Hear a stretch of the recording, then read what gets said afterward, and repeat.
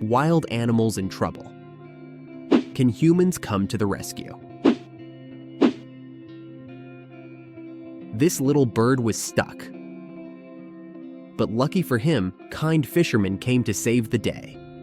Now he's free and flying high again.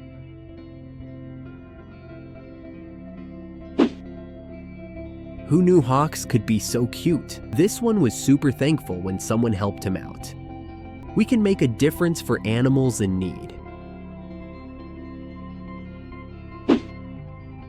At first, it was just a lost wolf. But then he said thank you in his own special way. Every animal deserves a helping hand. Thanks for watching and caring.